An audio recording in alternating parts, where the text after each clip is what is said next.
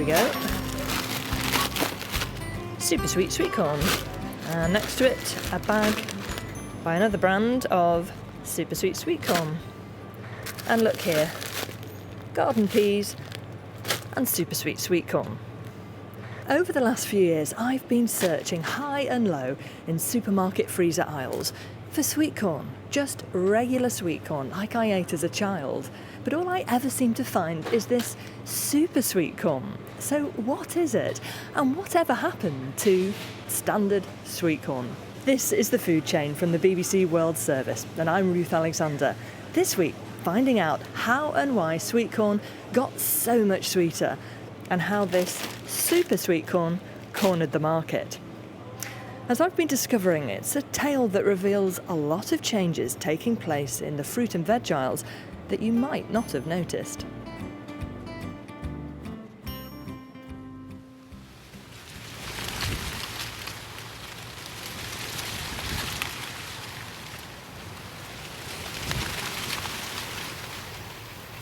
I wonder if you can hear that, the rustle of leaves in the wind, sweet corn leaves. I've come to the south coast of England. I'm about 1.5 miles from the sea here in Chichester at Barfoot's Farm, one of the largest sweet corn producers in the UK. And I think this is the place where I'm going to find out the answer to what happened to regular sweet corn and what is super sweet corn. There's a sea in front of me, a green sea of very strong looking sweet corn plants, all super sweet apparently. With me here is Kim Barfoot-Brace, the daughter of Peter Barfoot, who founded the farm. And when Peter first started growing the sweet corn here, you were a child in the 80s, running around and playing in the field. Yeah, that's right. Very distant memories, but yeah, as a child, running through the sweet corn fields and hiding. Yeah, my parents never could find me. So. It's a good quiet time. It sounds like a lot of fun. So what's the history of the farm? How did your father come to be growing the sweet corn here? So I'm returning from a life in Australia back in the 70s. Peter started growing in Hampshire in an area called Botley with my grandfather, who was also a grower, my great-great-grandfather, etc., on and on. They were all growers. Strawberries is what the area was notorious for. It was it still is, a special microclimate. Sweet corn loves light and warmth, and here on the south coast, we have the highest light levels in the UK. In addition to that, we have the South Downs behind us, which acts as a bit of a windbreak, as does the Isle of Wight off the Solent. So it provides the perfect conditions for really delicious corn, because the sunshine also impacts how sweet the sweet corn is as well. So when Peter planted the first super sweet corn seed, was he one of the first people in the UK to do that? He was one of the first. He wasn't the only person. At the time, back in the 80s, and it's a little bit hazy because I was quite young at the time, there was another grower who was on the Isle of Wight that Peter very much respected and was very inspired by. And he jokes now that he let this grower do things first and then he learned by his mistakes and then did it a bit better. But no, he wasn't the only one, but he was certainly one of a few. And was it an instant success? It certainly wasn't instant. It's definitely grown over many years. I think what helped back in the 80s when he started growing it in earnest is it was at a time when there was a shift change in how people were buying fresh produce, and it was, the rise of the retailers and being able to distribute produce on a national scale and big supermarkets setting up. Exactly that, changing how people bought their produce. The business grew to meet their demand, and that's what ultimately led to Peter also looking further afield to follow the sun and grow corn in other parts of the world as well. Do you think your father had any inkling of how big super sweet corn would become? Absolutely not, and still now when I ask him, he just he doesn't know how it happens and he doesn't know who eats it all. Ultimately, he took a risk thinking, I'll give this a go, not having any idea about how big it was going to get. Thank you very much. And we can get a biology lesson now with Hazel Smith. Hi there. Yeah, so I trained as a plant biologist, but I'm very much here, much more applied. So it's looking for innovation in supply chain, be it in genetics or other technologies. And I feel like you might be the person who will let me jump into this field. I really want to just go and walk amongst the corn. We can definitely do that. Do you like to lead the way? Okay, absolutely.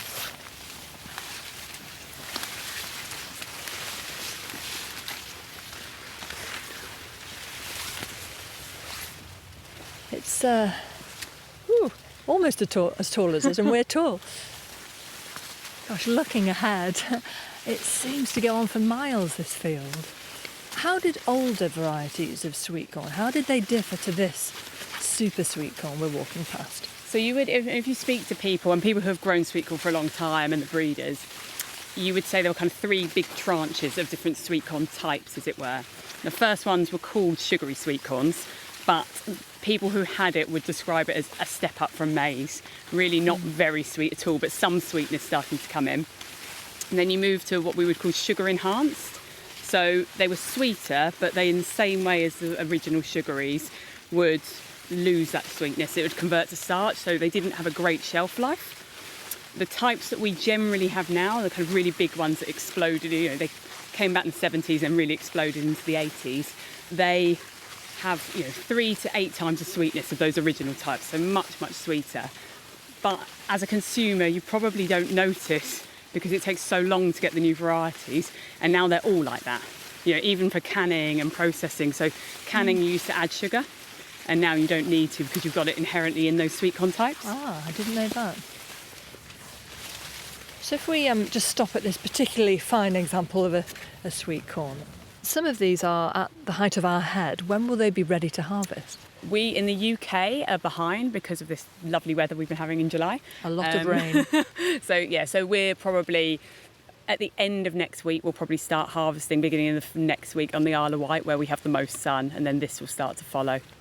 And is super sweet corn easier to grow than the older varieties? In some ways, yes. So in some ways, you'd say the yields have increased. We've got better yields. We've also probably got better at growing it, is the reality. You sometimes would have some people saying that the germination of the seed isn't as good. So there are still gains that we could make in the varieties and the types that we grow. You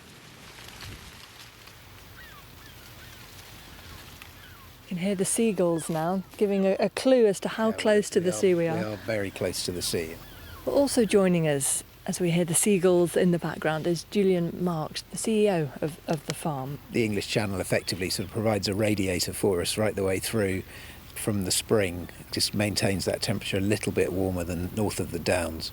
Do you remember regular sweet corn, as I'm calling it? I think I do, and I think that when I was a child, my mother used to buy sweet corn once a year, probably towards the end of August, and then she would boil it for 25 minutes, and we'd smother it in butter and salt, and that was our sweet corn experience for the year. And it did taste good, didn't it? I remember it tasting good. I think I remember it tasting good, but I think it was probably the butter and the salt, actually. And what we've got now is a step change in terms of eating quality and consistency right the way across the year. It seems to me that the super sweet varieties have cornered the market. Would you say that's right? I'm not just imagining it. Everything we grow would be a super sweet variety, yes. And you supply how much of the UK? Depending on the season, we can supply up to 90% of the UK market with fresh corn on the cob. 20 years ago, when I started in the business, we were selling 25 to 30 million pieces of sweet corn a year, and we're now selling 150 million pieces of sweet corn a year. Julian Marks. To find out more about the business of the selective breeding that's brought us super sweet corn, I've been talking to Dr. Michael Mazurek, a vegetable breeder and associate professor at Cornell University in the United States. I've done a lot of work in squash. We're doubling down, investing a lot more in peppers, peas, beans, and cucumbers. So an array of vegetables. And just the basics first. What is selective breeding? Now, selective breeding is the most powerful technology that no one's ever heard of. It harnesses evolution.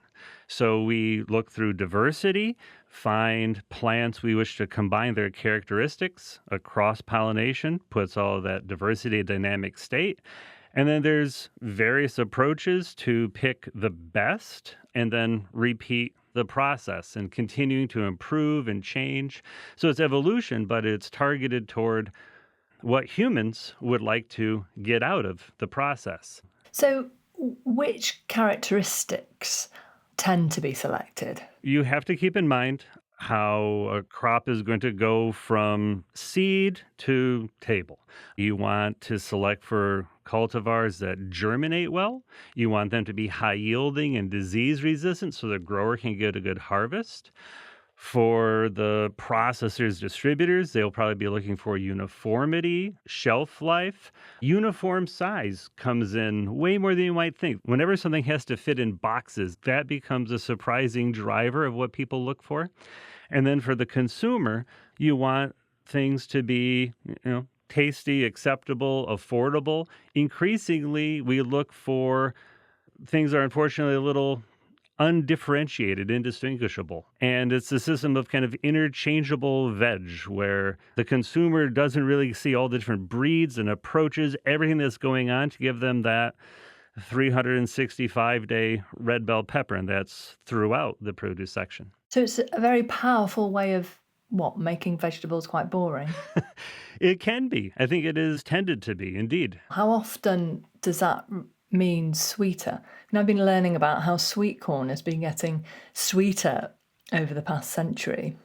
They're often related. As you breed for more concentrated fruits and vegetables, it often comes with more sugar, but not as much as soda pop. But I think the sweet corn is an interesting example that the super sweet corns are sweeter for sure, but they also have a better shelf life. And that leads to less food waste, and it leads to people being more likely to consume more fruits and vegetables. The genetics of that corn causes it to not convert those free, simple sugars into starch as quickly. And so you can get some corn that's been harvested, and then you don't have to, as they say, run directly into the pot of boiling water you already have waiting on the stove. You can let it sit in the fridge for a couple days, and it's more challenging to do with the older varieties that quickly start turning into starch. And it's the sweetness then, the additional sweetness that gives it that shelf life advantage. It's a slower conversion of the sugars into starch.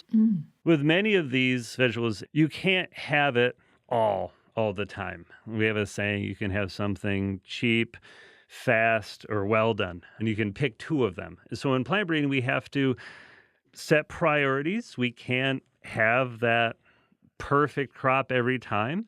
So in pursuing ever sweeter sweet corn, some extra advantages have come with that, like shelf life, but perhaps something's been lost as well? Yeah, well, I think often what people talk about is they are just sensing the sugar and they're missing some of the flavor. And usually that's what draws people to heirloom crops. They represent a different value system for food production. Out of the breeding process, you'll get out of it what you ask of it. And we've just really shifted what we're asking of it from that very fresh picked local great flavor to something that is increasingly kind of a global commodity.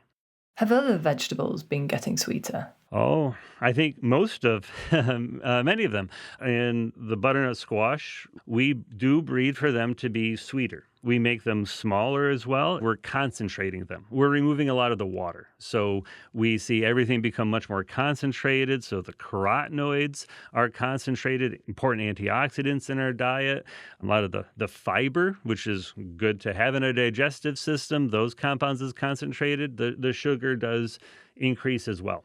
It's interesting. I was going to ask if in pursuing sweetness and produce that can last for its journey around the world, might we have lost nutritional value? That's a great question. I think it's something that people are studying now. It's something that we monitor for. As I work in my pepper breeding, we will check to make sure that we're not compromising their vitamin C levels. We're getting more advanced and we can be looking at their folate levels and antioxidant flavonoid levels. As I see it, if you're eating fruits and vegetables as part of a balanced diet, then nutritionally, you should be in pretty good shape. It's something to definitely have on the radar for the nutrient concentration of our fruits and vegetables. But I think it's much more looking at the concentration of fruits and vegetables in our diet that's critical. In practice, can you say that some nutritional values will have gone up and some gone down? Yeah, I think some will go up and some will go down. Are we diluting the health promoting compounds per bite? Probably. Are we making it more accessible so a lot more people might consume a lot more of that and benefit from those health properties? Probably. Michael Mazurek, you're listening to The Food Chain from the BBC World Service. I'm Ruth Alexander, and this week we're hearing about the changing taste of fresh produce. It's not just vegetables getting sweeter, it's fruit too. And as a consequence, Melbourne Zoo in Australia has stopped feeding it to their animals. So what are they eating instead? That's a tree kangaroo eating turnip. A Tasmanian devil eating meat. And a potteroo, a small marsupial, eating pumpkin, all recorded at Melbourne Zoo. I've been talking to Dr. Sarah Frith, one of the zoo's vets, about why they took the decision to cut out fruit 9 years ago. If you think about fruit and the sugars within fruit, we were worried about things like obesity, diabetes, dental disease, so forming calluses or calculus on the teeth. But I think for us, one of the biggest concerns that would be hard to measure was this concept of having inappropriate microbiome. So microbiome meaning the gut flora within our guts, that's normal good bacteria and other organisms that support our digestion. If you're consuming a lot of fructose or sucrose that we see in fruit, there's the propensity for the gut contents to become more acidic. And then when the gut contents becomes more acidic, you get the growth of sort of bad bacteria, basically the stuff that we don't want to be fermenting in our guts.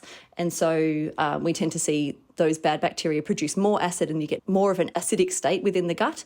And that can cause all kinds of problems. So bloating, diarrhea, poor digestion. In some species, it causes obesity as well. It can suddenly grumble along and cause inflammation, and it's hard to measure. So I suppose there was multiple health risk factors that we wanted to eliminate by moving away from that cultivated fruit. Wouldn't animals be eating fruit in the wild, though? Yeah, it's interesting, isn't it? There are species that are frugivores, like orangutans are a good example that are thought of as a frugivore or fruit-eating animal, and a lot of our small birds as well, honey eaters and birds like that. But if you think about what wild fruit looks like, it is very dissimilar to cultivated fruit.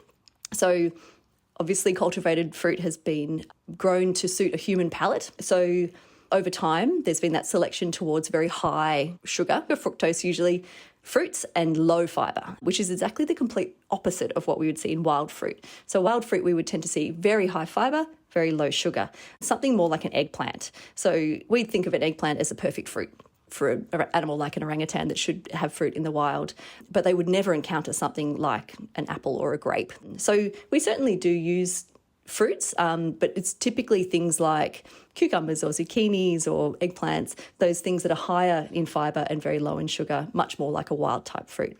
Although, as we've been learning in this programme, vegetables have been getting sweeter as well. That's so true, and we see that here. So it's interesting, like even if we consider a carrot, some of our animals like the lemurs will love carrots, they'll do anything for carrots. And we do use them in the diet, but we know that they're very sweet. Such a huge part of our diet actually revolves around leafy green veggies that are not high in sugar at all and extremely high in fibre, but also browse, so foliage basically. So a lot of our animals will eat heaps of leaves and bark, much more like a more wild type diet that doesn't involve fruit and vegetables at all.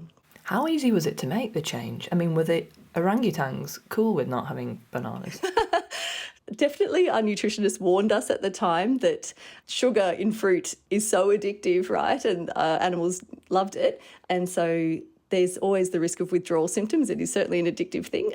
And so we were warned at the time that we could see some possible increases in aggression or issues with group dynamics. So we were ready for that. But in fact, we didn't see it. If anything, it sort of seems to be that there is a bit more peace, I guess, within animal groups because they're not, trying to fight over a bunch of grapes or an apple. Like they've just got a bit more consistency across the diets and they don't have that sort of sugar rush and stuff. As you can hear from this hippo eating a watermelon, fruit isn't entirely off the menu. However, it's used sparingly. The keepers do a lot of training, and it's all directed around the health of the animal, maybe blood collection, being weighed regularly, being assessed for body condition and examinations. And of course, we only use positive reinforcement for that. So that's why food rewards are highly motivating, and we want to make sure we have things in our pocket that they're going to be motivated by. One of the things that we observed when we were using fruit as part of the normal diet, it meant that when we wanted to achieve something through training with an animal, in order for them to be motivated, we would have to sort of up the ante with the sugar. So, rather than a little bit of banana or something that's not super sweet, we might have to reach for something that was much sweeter, like a cordial or honey, or have to sort of go up again to try and get that motivation from that animal. But now that we've pulled right back to a much healthier diet, it means that we might use something like blueberries for training, or a really small amount of carrots, which is really good. I wonder, has this made you review your own intake of fruit? It is interesting. I remember at that time when we were making the change, and, it would get to morning tea time and I'd pull out an apple and I'd think, why am I eating this? Like, no primate needs to eat this. And so, yeah, definitely I personally don't eat as much fruit now as I did then. So good to consider the amount of fibre that's in something like that compared to the amount of sugar. I try and treat myself like the gorillas here, right? So they have a great diet. So I tend to lean towards the leafy greens and try and move away from the, corn and sweet potato and stuff like that as much. But a bit of balance and variety is good for everybody. But definitely pushing for lots of fibre is good for all of our guts. So the lesson then is eat like a gorilla. Eat like a gorilla, yeah. More fibre. Sarah Frith. Today's sweet fruit and vegetables don't just have higher levels of sugars, some have reduced bitter notes too. And that might matter, according to Dr. Gabriella Marini, a researcher of taste and food sciences at the University of Gastronomic Science in Italy. The sense of taste is what we use to recognize different chemicals around us. And we develop a sort of language, we can say. So sweet, umami, salty, bitter, and acidic, all of them have a sort of meaning, also evolutionary. How sensitive to bitterness are we compared to other tastes like sweetness? Well, as far as we know, we are about 1,000 times more sensitive to bitter compounds than to sweet ones. That's because bitterness can signal poison. Some plants create bitter, toxic compounds to stop us eating them. If you think all over the world, children, they like very much what is sweet, what is umami, and what is salty, and also what is fatty. While we will not find babies all over the world that would like what is bitter, acidic, and also hot. Because when we are young, we're not able to distinguish what is good from what is bad, better if we don't like it at all. While when we grow older, we learn to like what could be good and in which quantity for us, and so we learn to like some bitter compounds. It makes sense then that children are often very reluctant to eat bitter foods. Very difficult to get children to eat bitter foods, in fact. Absolutely, yes. And as Gabriella likes to say, sometimes, in fact, bitter is best. In general, as far as I know, in any language, there is the way to say bitter as a medicine. And so in general, the idea that bitter food was bringing also something else. In the Mediterranean area where I am from, if we think extra virgin olive oil. And so it's a long time that people producing olive oil knew that a bitter olive oil was better quality than those that were less bitter. Now we know also why, because now we know that the bitter compounds in olive oil and also in other foods belong very often to groups like polyphenols, and we know that polyphenols are very good antioxidants, so in general good for health. And in recent years, researchers have been discovering more about how we taste and what happens when we do. The way we perceive tastes is through receptors, and we have to imagine that they look like a baseball glove. We have to imagine that these baseball gloves are actually coming out from our tongue and the oral cavity and compounds actually in food are able to interact with them in a selective way. So different taste receptor, sweet, bitter, umami, acidic, and salty, and so are able to recognize different molecules. They generate a signal, and the signal goes to the brain, and the brain is able to identify which taste we are sensing in the mouth. The great discovery has been that we have those receptors, at least for sweet, umami, and bitter, also along the digestive tract. Yes, your gut can taste. And when it detects bitterness, Gabriella says 3 different hormones are released. The first gives you appetite. The second slows down your intestine and the rate at which your stomach empties. And in this way, we will eat less. We will be pushed to eat less. The third effect that we know is caused by the activation of bitter taste receptor in the gastrointestinal tract is the release of GLP-1, that is an hormone that has the capability to act on our insulin release through the action that it has on the pancreas. That's the same hormone used in weight loss drugs like Ozempic or Wegovy, which we recently made a programme about. So to eat bitter food, it has an effect on our metabolism. To have a food that stay longer in the intestine, and so in this way we can also say we have a better digestion. But then also it has a capability to control our glucose level, that we know is a very important first step to establish health. So could bitter veg help us lose weight? I mean, we know that food is complex, we are complex, and nutrition is complex. To say that you will lose weight, well, we have to be careful, but actually there are already some studies in rats, for example, proving that. So for sure to eat bitter food may contribute to keep us eating less. We're learning that we're eating sweeter vegetables than in the past, and indeed that breeders are breeding out bitterness. Does that potentially have implications for our health then? Well, unfortunately, I would say, I think yes, that removing bitterness, we think that we are making a favor to the consumer, so they will be more willing to have that vegetables, but in the other hand, we may reduce the presence of these bioactive compounds. If someone listening wants to introduce more bitterness into their diet, what would you recommend? Well, when we think about bitterness, I think we think about vegetables. Artichokes, that in the Mediterranean, they're very, very common. But if we think also in other parts of the world, bitter melon in Asia, so a plant that has bitter in the name, we know that is a sort of a staple food, for example, in Okinawa. And now it's been proven that in bitter melons there are compounds that are able to cause release of the hormones I was mentioning before, and so to have a control on the glucose level in the blood. And we know that a good control of glucose level is a first step for health. The Japanese islands of Okinawa are a so-called blue zone, the name given to a select few locations around the world with an unusually high number of centenarians. As we heard in our programme, Can You Eat Your Way to 100? All over the world, actually, there are foods that are bitter. Kale is another one, all the brassica in general. In Africa, I know there is another plant that is called bitter leaf. The fact that we have bitter taste receptors also in other parts of the body, it's not that new, but it's still not much known. Consumers has to know it, so they may be a bit more willing to eat bitter food, because we know that we are strange animals and we eat not only with our mouth, but we may also eat with our mind. And so it's very important that we know the potential of this kind of foods.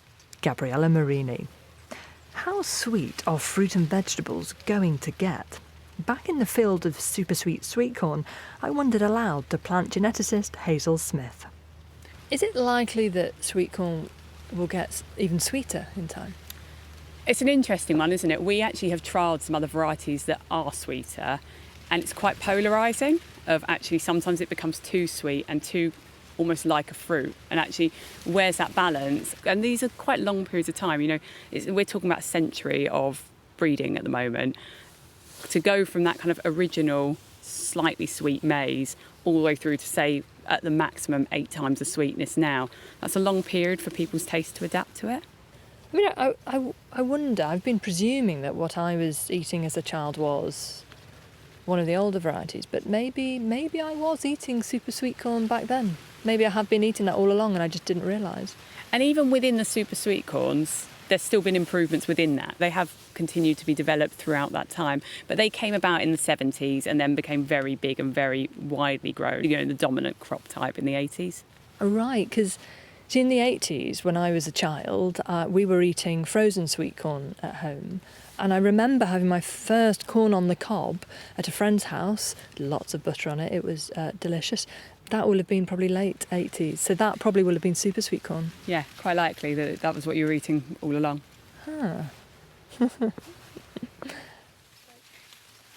So sweet corn has been super sweet for much longer than I'd realised.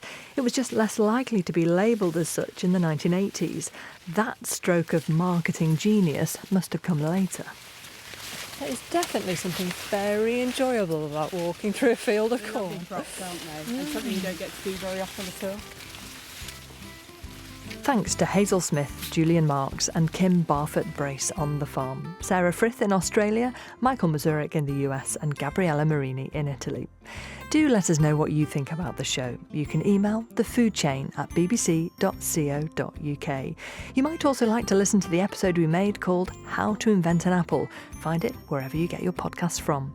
From me and the rest of the team, Beatrice Pickup and Hannah Bewley, thanks for listening and join us again next week.